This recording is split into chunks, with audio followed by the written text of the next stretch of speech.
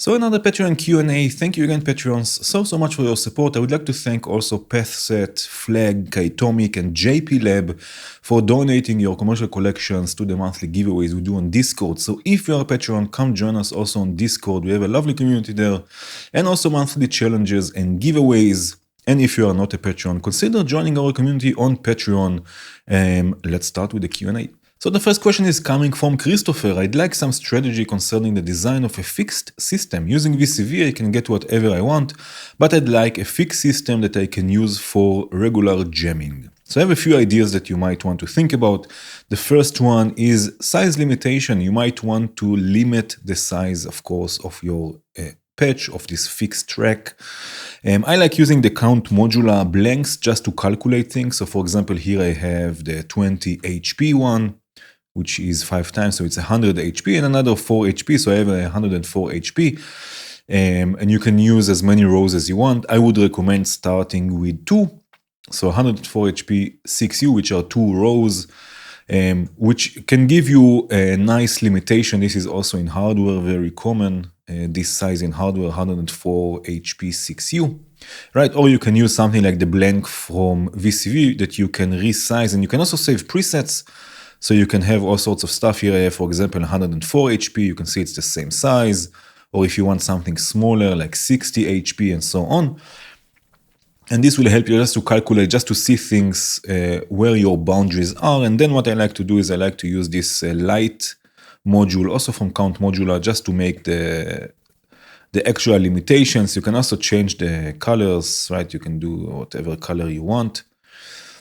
Right, and then you have exactly the size limitation of your fixed track. Then I would think about what type of rack, what type of patch or patches I would like to experiment with. Do they need a clock? Are they clocked?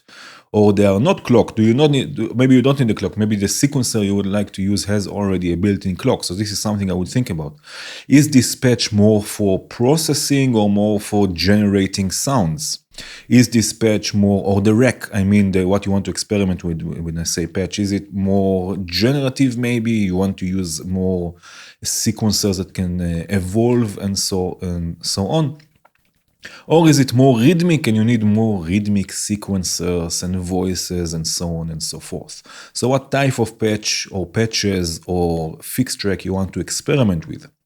Then I will go ahead and I will think about modules. So here I have, for example, a list of modules that you do not have to think about, that I would not include as a part of the fixed track. And what I mean by that, I will not include them in the size limitations. So they will be always there, never mind about the limitations. So for example, a mixer, which you can think about, or you can think of as a sort of the outboard mixer. You can have also sound effect and stuff like this. So this will be in the fixed track, but it will not be a part of the limitation. So this will not be, for example, inside of the 104 HP, for example. The same with the audio module. Of course, I will also not include it in the size limitation. Again, if you are using color coding for your cables and you need some sort of module like this one from Inklen. If you want to record your patch and you're using the record module, again, I will add it to the patch, but I will not include it as a part of the limitation. And also some sort of mastering if you need compression or maybe saturation, stuff that are always there, but are not really a part of the patch. So I will add them, but they will not take space in the size limitation that I have. And also notes, if you want to keep notes, if you are, I don't know, taking a break, and when you come back, you want to try something and you don't want to forget it, so you can write it in the notes. So all of these, I will include in the patch, the sort of the template, but I will not include them inside of the rack. So not inside of the size limitation. And something always good to have is modulation, and VCAs. So this is something that, never mind what type of fixed track I will build, there will always be some sort of modulation. So if it's something like Rampage, where you can patch your own modulation, or something like Caudal, which gives you more chaotic movements, or more random, again, depending on what you're looking for. And VCAs, you can use as many VCAs as you want from VCV, or something that includes multiple VCAs, like the Hex Mix VCA that has built-in 6, so it takes less space, I believe. Let's see, you know what, let's see how much Yes, this will take less space than 6 VCV VCAs, right? So you save a bit of space and you have 6 in one module. So just things to think about when you're building a fixed track. Again, size limitation, what type of more or less, of course, type of patches you want to experiment with. Add some modules that will always be there but will not be a part of the size limitation, for example, an outboard mixer sort of in VCV, and don't forget your modulation and VCAs. The next one is from Paul. Can you show how the idea of the make noise transient sculpting video works with Rampage and other necessary modules? So first of all, I will put a link to this video in the description, quite an interesting video about how you can use maths together with Morphogene to sort of control the envelope of the individual transients. Sort of. Again, there's a link in the description. You can have a look. It's really interesting. So here I have a drum loop, which is similar, not a drum loop, but it's similar to how they use it in the video. They use Morphogene. So here I'm just using a sampler. Right, so this is basically the drum loop. Let me just make it a bit louder.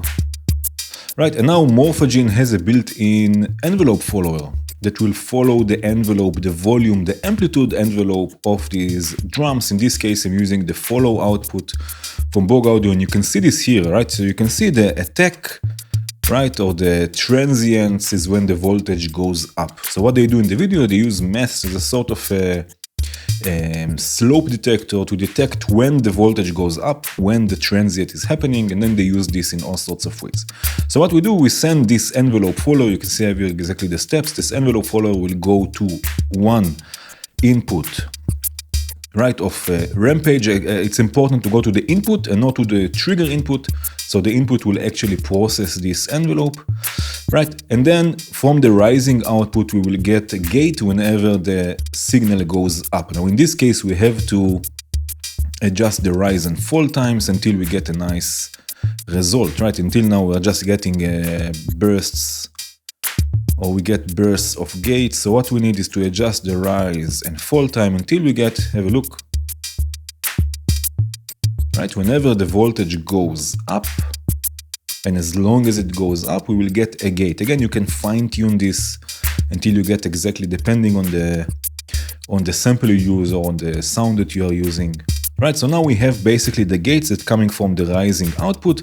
Now this rising output will trigger, again, this will go to the trigger input in this case, the second function, just like they do in the video with math. And this function we can use to control a VCA. You can use whatever VCA you want. Again, without and with. Here I'm using punch because it will add also some saturation. Right, and now I can sculpt, I can choose, or I can, let's say, take or extract just the transients from the sound.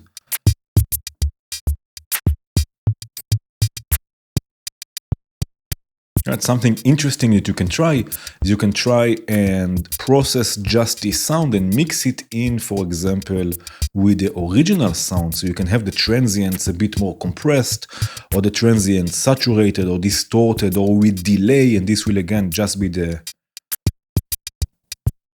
transients, which can be quite interesting. But this is basically how you do this. Again, you use an envelope follower. The envelope follower will go to the input, not the trigger input, but the actual signal input of one channel of Rampage.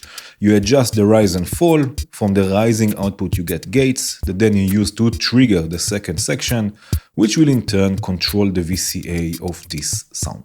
The next question is from Adam. I would love to see a good way to make a patch where each note in a 3 or 4 note chord would be routed to a different voice, and it would randomly change voices each time a new chord is played.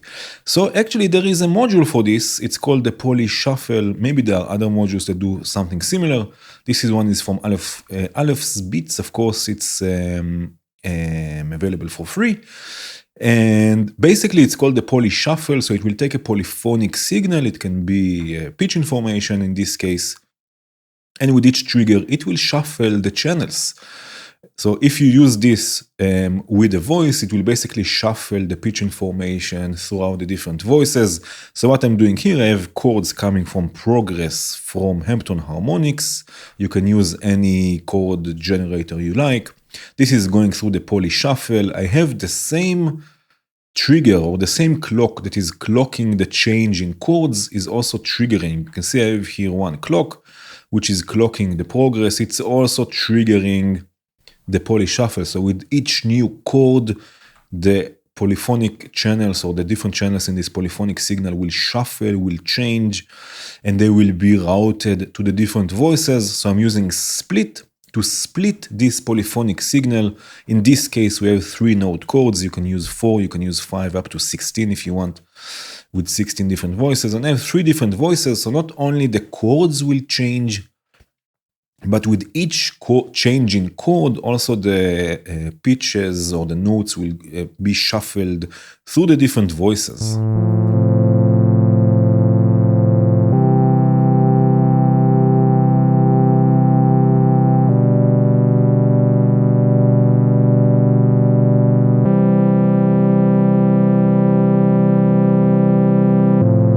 So again, with each new chord,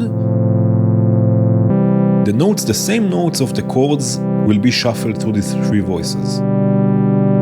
And I guess this is more or less what you wanted. So you use poly shuffle, send your pitch information, use the same clock you use to change the chords to trigger it, and then you split it into how many voices you have.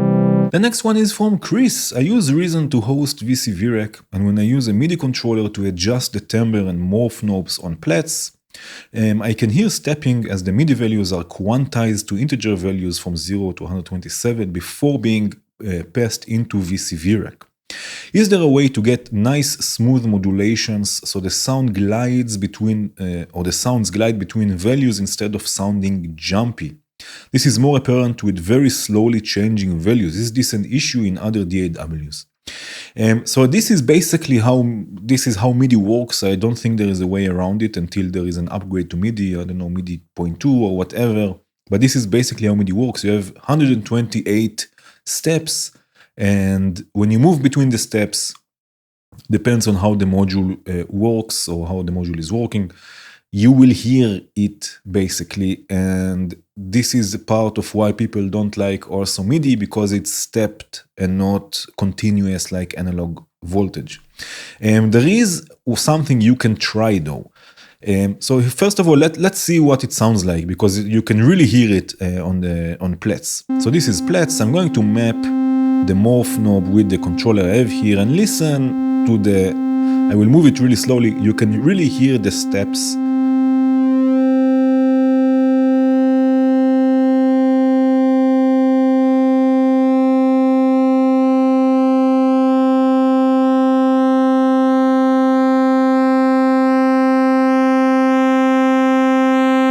Right, you can really hear the steps, because again, now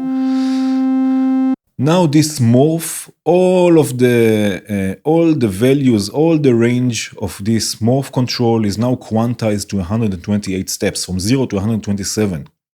So every movement, again, this depends on the module you use, because sometimes the range is not so wide, for example, so you will not hear so much the steps. Sometimes I think you can do something while you code this. I think Vult did stuff that when that it's not sounding. Maybe I'm imagining this, but never mind. There is something you can do, but this will work only with modules or parameters that have a CV input. For example, like the morph. So what you can do if you want to map things. You can map sort of a dummy knob. If you don't want to map things, if you want to send things directly through the MIDI to CC, for example, you can skip this and just use a slew limiter. So when you use a slew limiter, basically it will add a lag between the steps. So instead of jumping between steps, it will smoothly move between them. So I will use the MIDI map. If you are not using the MIDI map, if you're not mapping the MIDI, if you're using something like MIDI to CV or MIDI to CC, you don't need to do this, you can just use the slew limiter. But basically what I will do, I will map this CV mix, right? Because now I have here offset that I can send, but I still mapped something. right? And this offset I'm sending through a slew limiter, which will go then to the CV input of the morph. So now without slew, again, we get steps, right? But then I can add slew and it will be much, much smoother.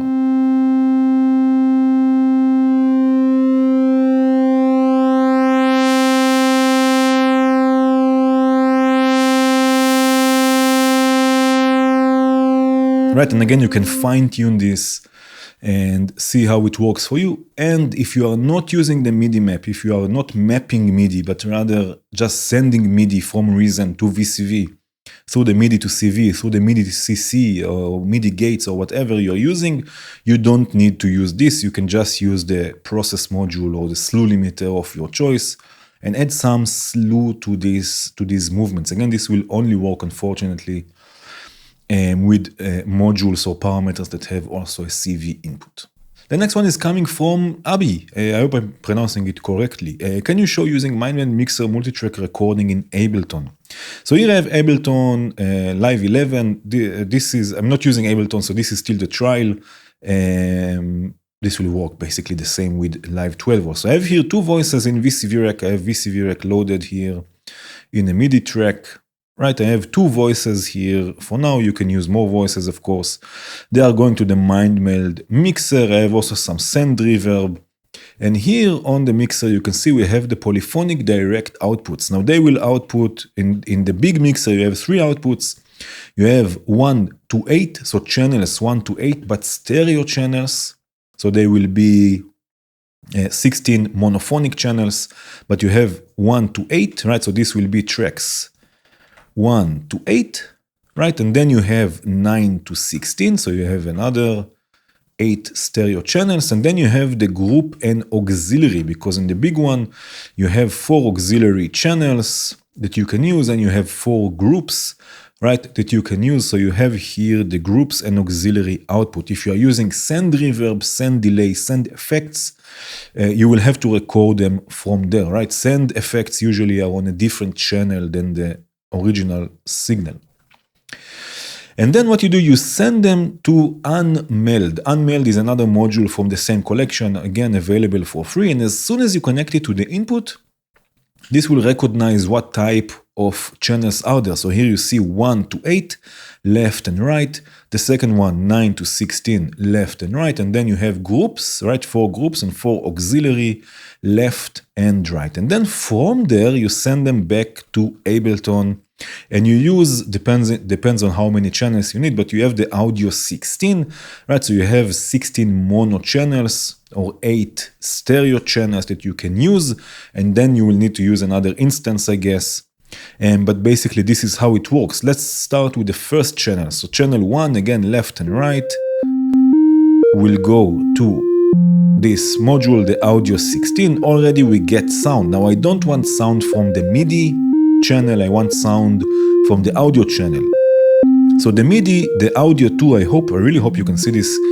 The audio 2 will not go to the master, it will go to sends only. So you don't get sound basically from the MIDI module, from the MIDI channel. And then you can route it to a different audio channel for multi-track recording. So here in the audio channel, from audio from, you change this to VCV Rack 2, right? And then post mixer is basically channels 1 and 2. You change the monitoring to on, and you have channels 1 and 2. I will mute this for a second, and we will do this for the second channel. So first of all, I will add another audio track, right? Because we want to multi-track record in VCV Rack. Channel 2, right? I have here the second channel, which is a different voice, will go 2, 3, and 4, let's say. You can choose whatever you want, right? On the audio channel, audio from VCV Rack, and then you choose, instead of post mixer, you see you have 3 and 4, right? So post mixer is 1 and 2, and then you have 3 and 4, monitoring to in. And this is the second voice. Right, so now we have the two voices, each of them on a separate channel. Let's do this now also for the auxiliary, so we get also the send reverb that I have here. This is auxiliary 1. auxiliary one, it's not called anything else, right? So here we have the auxiliary, it's a bit covered with cables here. You can see auxiliary one, this will go to 5 and 6, right? And then I add another audio track, external from VCV rack, audio from VCV rack. And then again, we have 5 and 6, monitor in. This is now just the send effect, right? All together. It's a bit clipping here. Let me take it down a bit. Right? So then you have multi-track recording. Right? If I make changes, for example, I don't know what. Right? I can make changes to the voices. This will go, each voice will go to an individual channel of its own that you can then record, including the send effects. Right, you can add effects also on the audio channels themselves if you want. Right, but then you just change this to record and you start recording and you have multi-track recording from VCV rack in Ableton. The next one is from Marcus. I tend to start many new compositions by building a drum beat and bass line in VCV and finding the right melody and arrangement to give it an interesting structure. From there, I worked with a talented singer that writes lyrics and adds guitar most times too. A few have come from a more open-ended approach in VCV that doesn't sequence as much and act like generative loops that we jam over. We are having a blast. Is there a way you approach composing in modular or VCV, a general starting point or a model for a good composition in mind, a module for a good composition? How do you know when you are done with a new composition or when it is lacking? I know this is not a precise kind of thing to ask or much about using VCV, but this is what I'm curious about today. Great questions. So let's make it step by step, question at a time. Is there a way you approach composing in modular or VCV? So I don't have one way, it's always changing. I don't think anyone has one way. Never mind what you work with, if you work in a DAW or if you work composing for piano or if you're working in a band. I don't think there is ever one way that you do things, but there is something that I always try to have, and this is sitting down, when I want to compose, of course, is sitting down with a starting point, with an idea in head. If it's a melody, sometimes I will sit at the piano and I will have some notes together and I will want to explore them further. If it's an idea that I wanted to explore, not notes, but like a patching idea or something that that will give me a starting point. So I try the best as I can before I sit down to compose, is that I have some sort of an idea in mind how to start. So this is something that is always there. A general starting point or a module for a good composition in mind. So in VCV rack, there are many modules that you can use for composition. I like the impromptu stuff, the phrase sequencers, the gate sequencer if I need something more rhythmic. So I will definitely go to them. And in hardware, I recently, not so recently anymore, maybe a year ago, a bit less, I got the NerdSec, which is a tracker sequencer, which definitely changed the way I compose in modular, because I can really compose. I can go to the piano, sit at the piano, write something, and then take it as it is to the modular and work on sound design and so on and so forth. So it definitely changed the way I compose. It's really composing, as in entering notes and stuff like this, and I can have sections and jump between them, and there are 6 different channels there I can use and many, many more things. So this is definitely something that I use a lot.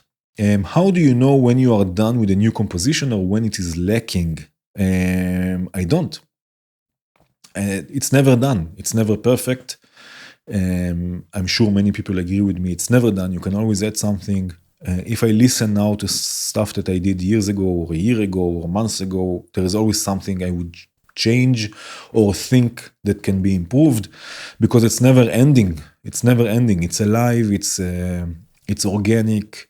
It's also very, how can I say this? It's not like a house that is done. You know, you have a house, okay, it's done, we can move in. It's more abstract from that, and you are never done. It's never done. It's never full. It's never perfect. It's never I often say less is more. The more you add to it, the chances are you will make it worse. And something that is helping me a lot is having some sort of time limitation. So I will limit myself how long I give myself to work on something, and when the time is up, that's it. It's done. If I think that it's done in a way that I'm happy about it, great. If I think it's not, then I will learn something from it, and I will move on to the next one, because there's just always something you can do. So limit yourself time-wise. Sometimes I give myself a week. Sometimes I give myself 2 days, depending on how much time I have. And I say to myself, that's it. When time is up, it's up. I'm not going to add to it. I'm not going to do anything else. This is how it is. And that's it. So time limitation is always interesting. The next one is from Cookside Cook with a lovely inky cap mushrooms in the picture. Really cool. Being a sound engineer and a bit of a musician, I'm interested in mixing the different channels that make music together. Instead of letting all the sequences play all the time, will there be a good way in VCV to program levels over the duration of the song, which plugins to use, different mixes and submixes, or is it better to transfer to a DAW like Logic with its automation curse? So yes, first of all, if you can work in a DAW for something like this, I think it will be much better. It will save you lots of time and frustration, because VCV rack and modular in general is not something you will use for something like this unless you mix during the performance, which is something I really like and enjoy. And this is what I do basically. I bring voices in and out, level-wise, filter-wise, never mind. But basically, I mix during the performance. But if you're looking to do something like this and you can transfer this to the DAW, if it's Logic or Cubase or whatever, and work there, it will save you so much time and frustration. But if you still want to do this, if you want, let's say, if you have a performance and you want to perform the performance or the levels, and I made a video about this recently, with the remove light. I will put a link in the description, of course. You can use a few of them and basically live mix, and this will record it, and you can play it back and record it into audio. So again, if you can work in a DAW, it will save you lots and lots of time. And if you still want to try this in VCV rack, remove light, have a look at the video. It's a short video. It's a quick tip video. This might help you. The next question is from Johan. I have 2 questions. Can you make a Shepard tone, and is it possible to do a Doppler effect in VCV? So for the Shepard tone, you can use the Shepard generator, which is a module from Count Modular that has 1, 2, 8 outputs which are out of phase, which will help you create this Shepard tone that just keeps going up. You can use it for pitch, you can use it for volume and all sorts of things. So really experiment with this. And as for a Doppler effect, the only module, the dedicated module I found for a Doppler effect is this one, Doplab from Nischi. Basically, you enter points. Let me unmute this. You enter points, you hit start. Right, and it will create this Doppler effect. We are in the center here. And then it just moves from one point to another. So again, the Shepard generator, Count Modular, available for free. Doplab from Nischi, available for free. The next one is from Lien. Could you spend a minute explaining Retrigger, what it is, and when would you use it? Okay, so first of all, what is Retrigger? I have here the ADSR from VCV. It has a gate input and a Retrigger input. And the Retrigger input will basically retrigger the envelope after the attack stage. So there will be, the attack stage will end, and then everything that comes after that, when you retrigger it, it will start all over again. Basically, the gate will also need to be high because the decays will happen together with the gate, and also the sustain. So let's see what happens here. Right here I have a gate that I can just open, right, and it will stay sustained. And then when I retrigger, when I hit retrigger, you can see it just starts again. Right? It will retrigger from this point, and this will work again also with the decay. If I have no sustain but a longer decay, right, again this will happen. I can just retrigger, even though it's decaying, I can still retrigger the envelope. right? And this is basically what Retrigger will do. After the attack stage, when the gate is high, it will retrigger the envelope. Not from sometimes it will work from 0 depending on the module, but in this case, just from the point where it is, it will retrigger it. Now, why would you use something like this? Here I have an example. Let's say that I have a keyboard. I will not show you this now because it's a bit complicated, but let's say that I have a keyboard, right? And I have a polyphony, not polyphony, but when I hit more notes at once, right? So I hold one note and I move on to other notes.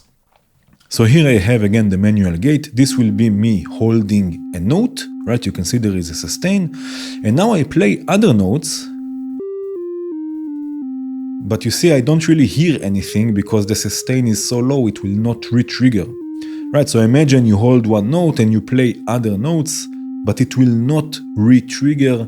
So I don't really hear anything. This will work like this in paraphonic synthesizers. Right, or sometimes when you have legato, when you have slew, right, and you have to hold one note, right, you don't get the full effect of the envelope because it will not retrigger. So what you do, again, you have the holding a note, and then when you use the retrigger instead, each new note will get a retrigger of the envelope. And this can be level, this can be filter also. It's used a lot for envelopes that control filter, right? So the new notes the filter will still go in, even though you are holding one key. So this is basically retrigger. Again, after the attack stage, the envelope will retrigger, and then you can use it, and it will open the VCA or open the filter or whatever else you are using it for. The next one is from Jonathan. What do you think is missing from the VCV library? So first of all, there are a few things I'm working on that I think are missing, and hopefully they will not be missing soon. But something that I would love to see is more processing modules, more interesting delays, more reverbs. We don't have so many reverbs. I love plateau, but it would be nice to see another approach to a nice reverb that is not CPU heavy. More processing, more granulars, more choruses, more phasers, interesting things that you see in hardware. If it's modular or if it's guitar pedals, there are so many interesting ideas of processing, of sound design ideas. I would love to see more stuff like this. Also in VCV, like more processing, more sound design, because I think sequencing is not perfect. There are stuff that are missing that hopefully will not be missing soon. But I think sequencing is not nice, but I mean, we have many options. We have sound generators. We have so many interesting oscillators and sound generators.